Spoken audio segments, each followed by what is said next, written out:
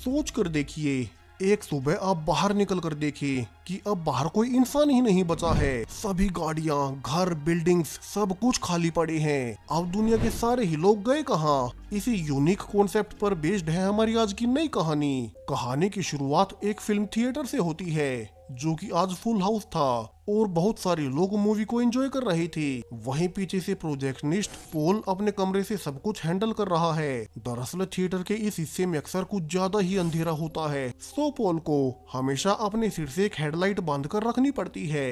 पोल, जिसे कि अक्सर साइंस फिक्शन बुक्स पढ़ना पसंद है, वो आज भी मूवी को शुरू करने के बाद अपनी बुक को पढ़ने लगता है। इस बुक में 15वीं शताब्दी की एक रियल लाइफ घटना का जिक्र था। एक आइलैंड पर छोटा सा लोगों का टाउन हुआ करता था, लेकिन एक रात अचानक से सब कहीं मिसिंग हो गई।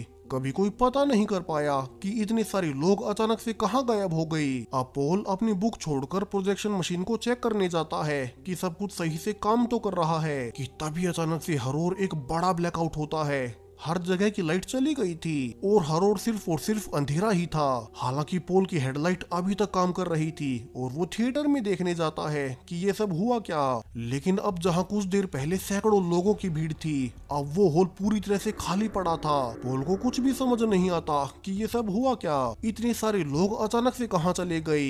वहीं से भी अजीब बात कि उन सभी के कपड़े और बाकी का सामान तो वहीं पड़ा था, बस उनकी बॉडी नहीं थी। पोल चिल्लाकर देखता है कि यहाँ तो अब सिर्फ एक सिक्योरिटी गार्ड ही बचा था जिसके की हाथ में एक टॉर्च थी। वो भी पोल की तरह कंफ्यूज था कि अचानक से लाइट आउट होने के बाद हर कोई कहां चला गया।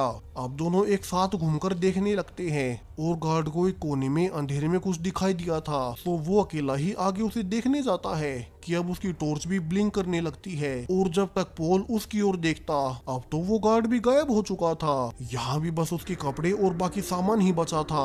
वहीं बाकी दुनिया भर में भी हर ओर ऐसा ही हो रहा था। एक हॉस्पिटल में एक नर्स रोजमेरी ऐसे ही हैरान हुए घूम रही थी कि अचानक से उसके हॉस्पिटल से हर कोई कहां चला गया। यहाँ वो एक फ्लैशलाइट से देखने लगती है कि सारे ही पेशेंट से लेकर डॉक्टर्स तक हर कोई गायब हो चुका है। हालांकि ऑपरेशन रूम की लाइट अभी तक भी बैकअप जनरेटर से जल रही थी और यहाँ एक पेशेंट भी था, लेकिन अब जनरेटर के बंद होते ही यहाँ की भी लाइट बंद हो जाती है और लाइट के जाते ही अब वो पेशेंट भी गायब हो चुका था। रोजमेरी बुरी तरह से डर जाती है कि उसके आसपास ये सब क्या हो गया। यहाँ तक ये तो क्लियर है कि लाइट्स बंद होने के बाद ही लोग मिसिंग होते हैं। पहले पोल इसलिए बच गया क्योंकि उसके सिर पर हेडलाइट जल रही थी। वहीं हॉस्पिटल में रोजमेरी के पास एक फ्लैशलाइट थी, तो वो भी इसीलिए अभी तक सेफ है। वही अब सुबह होने के बाद हम एक टीवी रिपोर्टर ल्यूक दिखाया जाता है जो कि उठने के बाद देखता है कि उसकी गर्लफ्रेंड अभी तक घर वापस नहीं आई। दरअसल वो कल रात ही कैंडल्स जलाकर सो गया था, तो अब इसलिए वो भी मिसिंग होने से बच गया। ल्यूक नोटिस करता है कि अब घर में कहीं भी लाइट नहीं थी, उसका फोन तक डेड हो चुका था। हालांकि वो इन सभी को इग्नोर कर अपने काम पर निकल पड़ता है, लेकिन जैसे ही वो बाहर गली में निकला ही था तो वो बाहर देखकर हैरान रह जाता है कि अब पूरी ही मेन सड़क बिल्कुल खाली पड़ी थी। हर ओर सिर्फ खाली कारें पड़ी थी, लोगों के कपड़े और बाकी सामान पड़ा था, मगर कोई जिंदा इंसान नहीं था। ल्यूक हैरानी में सब कुछ देख ही रहा था कि तभी उसके पीछे एक प्लेन आकर क्रैश हो जाता है। सो ल्यूक घबराकर जल्दी से अपने ऑफिस पहुंचता है, लेकिन यहाँ भी सब कुछ बाहर जैसा ही था। उसे अभी तक भी नहीं पता कि ये सब कुछ अंधेरे की वजह से हो रहा है। हालांकि वो ये तो नोटिस कर लेता है कि इलेक्ट्रिसिटी से लेकर इलेक्ट्रिसिटी से काम करने वाले सभी उपकरण सभी कुछ बंद पड़ चुके हैं। वो अपने गर्लफ्रेंड की फोटो देखता है और उसे ढूंढने निकल पड़ता है। अब इस अजीबोगरीब घटना को घटे 72 घंटे बीत चुके हैं। ल्यूक को पता लग ही गया कि उसे हमेशा लाइट में रहना होगा। और अब जब वो एक कार स्टार्ट करने की कोशिश कर ही रहा था कि बाहर से एक आदमी उसे अंदर आने को कहता है क्योंकि उसका लाइटर अब खत्म हो रहा था। हालांकि ल्यूक खुद को बचाने के लिए दरवाजा नहीं खोलता और उसकी आंखों के सामने अब अंधेरा होते ही वो आदमी भी गायब हो गया था। अब ल्यूक यहाँ भी बाहर निकलकर कोई दूसरी कार देखने लगता है जो कि वर्किंग कंडीशन में हो और वो यहाँ से निकल सके। हालांकि इसी बीच उसने ये ध्यान नहीं दिया कि एक छोटी सी लड़की भी टॉर्च लेकर उसे देखे जा रही थी, मगर वो ल्यूक के पास नहीं जाती। अब काफी देर ढूंढने के बाद ल्यूक को एक गाड़ी मिल ही जाती है जिसकी हेडलाइट्स अभी तक जल रही थी, लेकिन उसके अंदर बैठने पर यह भी स्टार्ट नहीं होती। ल्यूक भागते हुए और आगे जाता है और फाइनली उसे एक बार मिल ही गया था जिसकी लाइट्स अभी तक जल रही थी। ल्यूक जल्दी से अंदर घुसता है और देखता है कि यहाँ तो उसके अलावा और कोई भी नहीं था। यहाँ भी कई सारे लोगों के कपड़े और बाकी सामान ही पड़ा था। सब खुद को शांत करने के लिए थोड़ी ड्रिंक पीकर ल्यूक इस बार के पावर सोर्स को देखने जाता है कि यहाँ अभी तक लाइट कैसे है। वो बेसमेंट में जाकर देखता है कि ये बार पिछले 3 दिनों से लगातार एक बैकअप जनरेटर से चल रहा है जो कि ऑयल से काम करता है, इसलिए अभी तक बंद नहीं हुआ। मगर अब इसका भी ऑयल खत्म होने वाला है और इस बार में भी अंधेरा हो ही जाएगा। ल्यूक सब कुछ देख ही रहा था कि पीछे से 12 साल का एक बच्चा जिसका नाम जेम्स है वो डरते हुए कहता है कि ये बार उसकी फैमिली का है, तो ल्यूक अभी यहाँ से बाहर निकल जाए। अब ल्यूक किसी तरह से जेम्स को भरोसा दिलाता है कि वो उसके लिए कोई खतरा नहीं और वो उसे सब कुछ रिवील करता है जो कुछ भी बाहर दुनिया में चल रहा था। अब जेम्स अपने बारे में बताता है कि 3 दिन पहले जब ये सब शुरू हुआ तब पूरे बार में सिर्फ वो और उसकी माँ ही जिंदा बची थी क्योंकि वे गलती से फ्लैशलाइट के पास रह गई और तभी उसकी माँ पास के चर्च में चली गई थी ताकि उनके लिए मदद ला सके, लेकिन वो पिछले 3 दिनों से वापस नहीं लौटी है। अब ल्यूक कहता है कि वे शायद से वापस भी नहीं आने वाली। वही उन्होंने नोटिस भी किया है कि 3 दिन पहले उस घटना के बाद हर एक दिन सूर्य बहुत देर से निकल रहा है और दिन बहुत छोटे होते जा रहे हैं। वहीं अंधेरा होते ही इंसान गायब हो रहे हैं और जितना ल्यूक को लगता है कि ये कोई एलियन लाइफ पृथ्वी पर आई है जो कि शायद से रोशनी में नहीं रह पाती और चूंकि पृथ्वी पर उनके खाने लायक कुछ होगा नहीं तो वे इंसानों को ही खा रहे हैं। वहीं वे एलियंस पता नहीं कैसे मगर पृथ्वी को सूर्य से दूर ले जा रहे हैं, यानी कि जल्दी यहाँ का टेम्परेचर तेजी से नीचे गिरने लगेगा और दिन और ज्यादा छोटे होते चले जाएंगे ताकि पृथ्वी ग्रह एलियंस के रहने के अनुरूप हो जाए। अब जेम्स ये सब सुनकर तो डर गया था, हालांकि उसे अभी भी यकीन था कि उसकी माँ चर्च में अब तक जिंदा होगी, लेकिन ल्यूक कहता है कि अगर वे जिंदा ही होती तो वे अब तक वापस आ गई होती और उसे जो जानकारी इन एलियन क्रीचर्स के बारे में पता लगी है वो ये सारी ही जानकारी शिकागो के मेन नासा ऑफिस में जाकर वैज्ञानिकों को बता देगा ताकि वे कुछ न कुछ तो कर ही सके और जेम्स अगर चाहे तो उसके साथ चल सकता है। अब ल्यूक ने यहाँ से खुद के गले में लाइट्स पहनकर निकलने की तैयारी कर ली थी, लेकिन जेम्स अभी भी नहीं मानता कि तभी वहाँ वही नर्स रोजमेरी आ जाती है जो कि कहानी के शुरू में हॉस्पिटल में थी। वो भी डरते हुए अपने बारे में सब कुछ बताती है और कहती है कि उसके हॉस्पिटल में भी कोई नहीं बच पाया, यहाँ तक कि उसका पति और उसका बेटा भी गायब है। और रोजमेरी ये कहकर परेशान होते हुए फायरिंग करने लगती है। यहाँ ल्यूक और जेम्स उसे किसी तरह से शांत करते हैं और रोजमेरी अब अपने बारे में सब कुछ बताने लगती है कि कैसे जब वो कुछ देर के लिए हॉस्पिटल के बाहर एक ब्रेक लेने गई थी तभी वो बड़ा लाइट आउट हुआ था और उसे अपने आसपास से गाड़ियों के टकराने की आवाजें आने लगी। वो भी तब इसलिए बच गई थी क्योंकि उसके हाथों में लाइटर जल रहा था, तो वो हॉस्पिटल से भागकर अगली सुबह अपने घर पहुंची, लेकिन ना तो यहाँ उसका पति ही था और ना ही उसका छोटा बेटा। और पिछले 3 दिनों से रोजमेरी ऐसे ही भटकती फिर रही है। उसके पास बहुत सी ग्लो स्टिक्स भी थी जिन्हें कि वो अंधेरे में इस्तेमाल करती है। तो वहीं बाहर अब तक पोल भी घिसटते हुए इसी ओर आ रहा था। उसकी लाइट बुझने ही वाली थी कि वो इसके पहले ही एक सोलर पावर से चलने वाले बस स्टेशन के नीचे आकर बेहोश हो जाता है।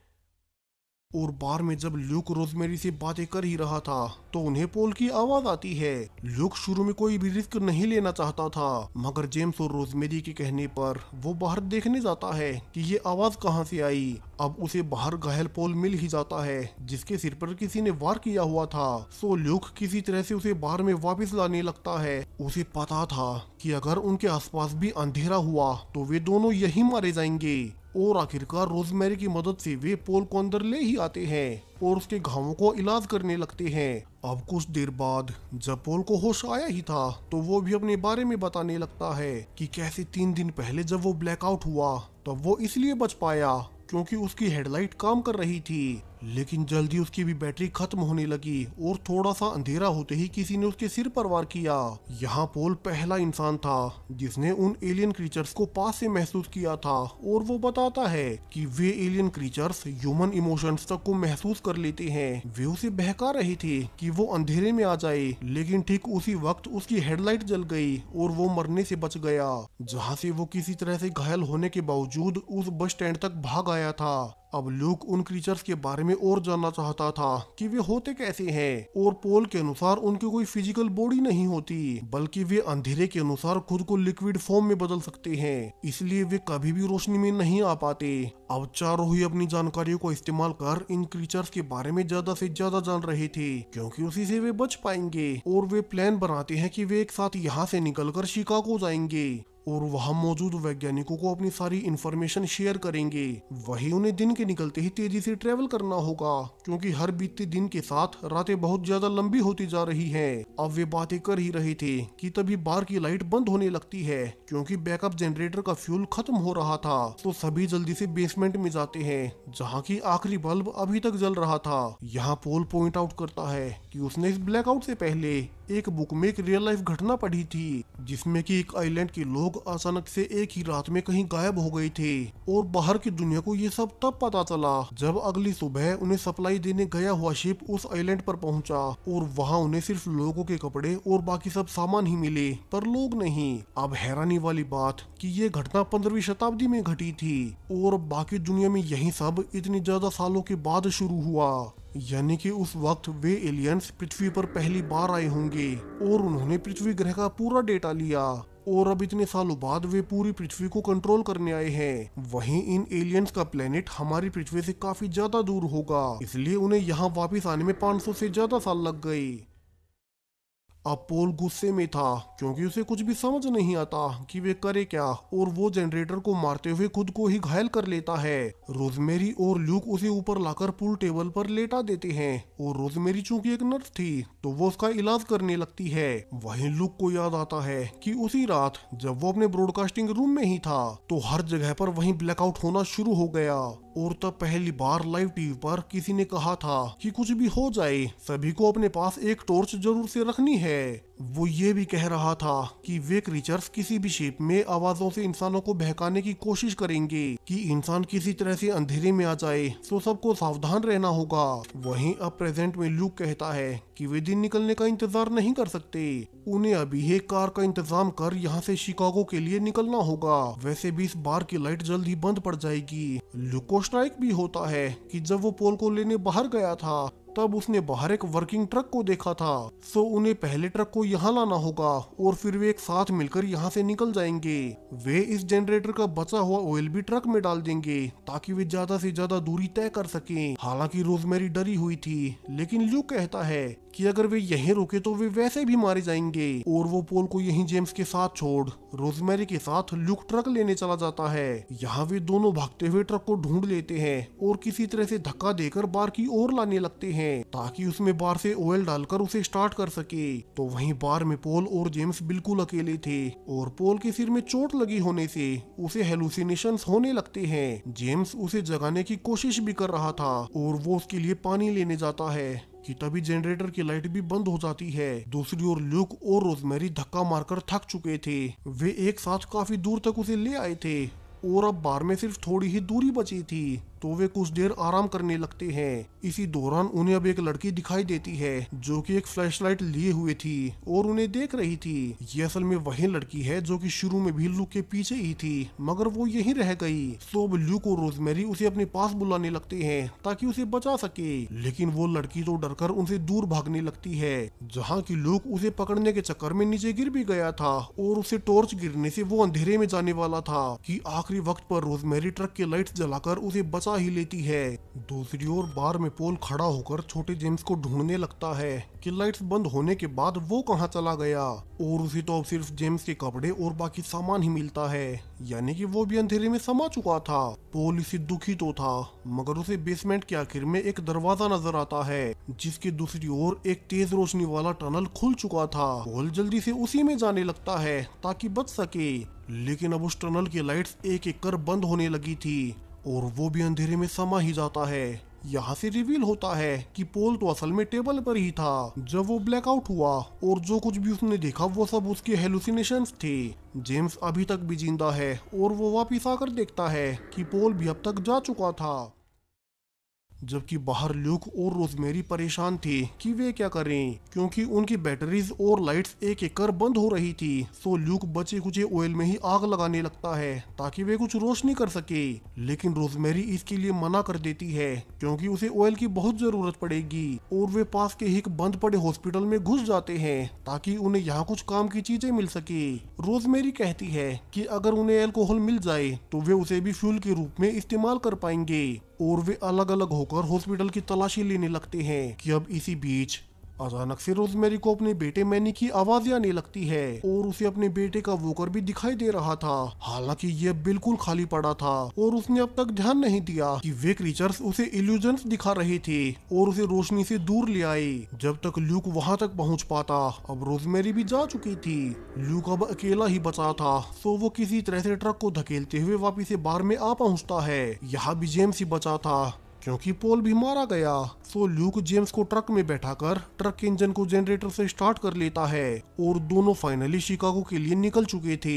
लेकिन उनकी बुरी किस्मत कि ल्यूक से ट्रक एक जगह पर जा भिड़ता है और जेम्स को सामने ही चर्च दिखाई देता है। ये असल में वही चर्च था जहाँ की उसकी माँ 3 दिन पहले आई थी। सो वो उन्हें ढूंढने अंदर जाने लगता है। यहाँ ल्यूक ट्रक को फिर से स्टार्ट करते हुए चिल्लाता भी है कि जेम्स अंदर न जाए, मगर जेम्स उसकी एक नहीं सुनता और चर्च के अंदर चला ही जाता है। यहाँ ल्यूक ने ट्रक को फिर से स्टार्ट कर लिया था। वो चाहता तो अकेला ही आसानी से यहाँ से निकल सकता था, मगर वो थोड़ी ही आगे जाकर जेम्स के लिए वापस मुड़ आता है और चर्च के अंदर जेम्स के ऊपर रोशनी कर उसे बचा लेता है। हालांकि जेम्स अभी भी उसके पास आने को तैयार न था। वो कहता है कि उसे अपनी माँ की आवाजें आ रही हैं। अब उसे भी पता नहीं था कि वो सब उसके मन का वहम है जो कि वे एलियन क्रीचर्स पैदा कर रहे थे। ल्यूक जेम्स को बचाने उसके पीछे भी भागता है ताकि उसे वापस ला सके कि अब ट्रक की लाइट्स भी बंद पड़ने से ल्यूक भी आखिरकार मारा ही गया था।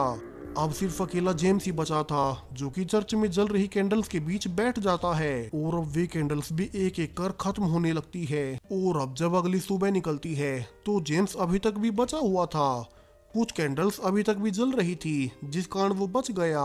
और अब उसके पास वहीं कल रात वाली छोटी लड़की आती है और बताती है कि कैसे वो इस सोलर लाइट के जरिए अब तक बची हुई है। जेम्स उसे बताता है कि उन्हें शिकागो शहर में जाना होगा और जो इन्फॉर्मेशन ल्यूक ने उसे दी थी वो उन्हें आगे बढ़ानी होगी।